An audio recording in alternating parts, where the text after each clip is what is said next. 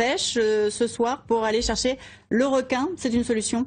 Alors tout d'abord, je tiens à m'exprimer par rapport aux propos de votre journaliste qui parle d'associations de surfeurs ou de surfeurs qui seraient pour un prélèvement massif de requins.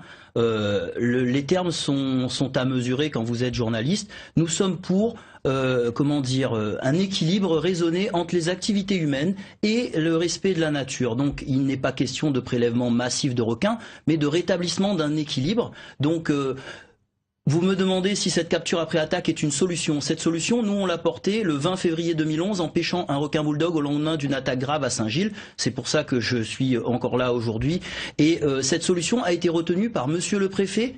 Et on a fait 3-4 réunions avec madame la sous-préfète, le directeur de la mer, pour mettre en place ce protocole de capture après attaque. Donc c'est quand même sympa. Ils pensent à nous demander, à nous, pêcheurs, de mettre en place un protocole. Ce protocole, on a travaillé dessus du mois de mars au mois de mai. Il a abouti à un arrêté qui a été validé par monsieur le préfet. Donc pendant 72 heures, dans un périmètre d'1 mille autour de l'attaque, des pêcheurs vont être mandatés pour essayer de prélever ce squale. C'est pas une solution idéale, mais faire, c'est mieux que de ne rien faire, madame. À La Réunion, on a un problème grave.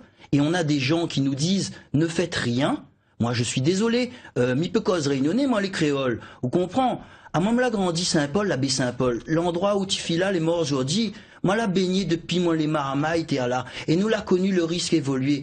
Et là, aujourd'hui, je me retrouve sur votre plateau pour cette situation qui est vraiment dramatique. Donc à l'endroit même où j'ai grandi, où on a connu le risque dans les années 90, ce risque il a été fort dans ces années, on a appris à éviter cette zone, mais quand même pas de là à ne pas pouvoir juste mettre un doigt de pied dans l'eau, se baigner simplement 5 minutes et on se fait attaquer par un requin, on se fait manger, dévorer, et il y a des gens qui trouvent ça normal.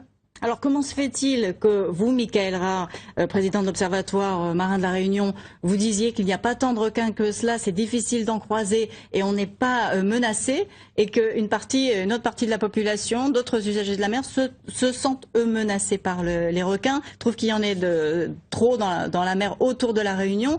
Et puis après, du coup, quand on parle de prélèvement massif, qu'est-ce que ça veut dire? À partir de combien on arrive au massif? Alors voilà, le problème il est là, c'est qu'on a pour l'instant aucune idée de combien exactement de requins il y a à La Réunion. Le seule estimation qu'on essaye de faire, c'est justement de marquer des requins et de voir quand est-ce qu'on les retrouve ou quand est-ce qu'ils sont redétectés, par exemple par les sondes qui ont été mises en place autour de La Réunion. Et à l'heure actuelle, pour l'instant, il y a très peu de requins qui sont revipés. Tous les autres, par conséquent, ça veut dire qu'ils partent de La Réunion, donc c'est des zones de passage. Et du coup, on a encore plus de mal, effectivement, à donner un chiffre sur ces attaques de requins, sur ces nombres, de requins réellement à La Réunion. Après, pourquoi justement on en voit moins alors qu'il y a des attaques de requins, enfin on n'en voit pas beaucoup alors qu'il y a des attaques de requins. Bon, dans ce cas-là, en tout cas aujourd'hui, c'est un peu délicat à expliquer puisque elles n'étaient pas du tout dans des circonstances habituelles de risque d'attaque de requins. Maintenant, baie de Saint-Paul avec la ravine exutoire de l'ancienne, je disais tout à l'heure, de l'ancienne station d'épuration. Il y a peu de temps, donc ils ont arrêté l'activité de la ferme aquacole. Ils ont déjà commencé à enlever certaines bouées également, donc il y a peut-être plus de nourriture là-bas, peut-être que les requins circulent un petit peu plus, se rapprochent peut-être un peu du bord aussi, en tout cas sur du requin bulldog, dans les zones avec un petit peu la houle aussi, mais bon, il n'y avait pas énormément de choses aujourd'hui. En tout cas, ces attaques sont souvent mortelles. Alors Jean-François Nativelle, est-ce que statistiquement, La Réunion est l'endroit le plus dangereux sur la planète à cause des requins? Ah ben forcément, madame, n'importe quel enfant de primaire pourrait comprendre ça. Vous avez en moyenne 10 morts par an par attaque de requins dans le monde, sur 7 milliards d'individus. Et sur ces 10 morts, il y en a 2 à La Réunion, et nous sommes que un 10 millième de 7 milliards. Et on prend 20% des attaques. Et on a des gens comme le monsieur à ma droite qui nous dit que ce serait normal, ce serait dû à des imprudences, qu'on n'arrive pas à expliquer. Tout s'explique parfaitement. Le seul problème, c'est qu'il y a des gens qui tentent de nous faire passer depuis le début pour des gens qui voudraient exterminer des requins. Et je peux vous assurer que c'est faux. Nous sommes particulièrement proches de la nature. Les surfeurs ont historiquement ont créé des associations de défense de l'environnement. Moi-même, j'ai été invité le 10 juin à Monaco par le Muséum océanographique de Monaco pour défendre la cause des requins. Alors qu'on me dise pas qu'on est là pour détruire les requins, pour les exterminer. J'ai co-signé auprès des autres participants l'ensemble des ONG internationales de défense des requins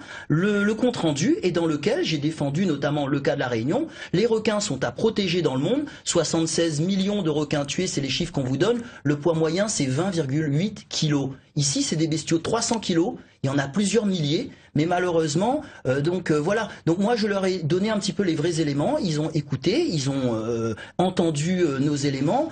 Et ça a permis de faire avancer le débat parce que ça se passe au niveau national et international. Malheureusement, vous comprenez bien que le problème requin ne se gère pas à La Réunion. Pour que le musée de Monaco soit obligé de faire un colloque et aborde le cas de La Réunion, c'est bien qu'on a un problème ici. Monsieur Rare, vous allez peut-être répondre à cette attaque finalement en règle de Monsieur Nativelle.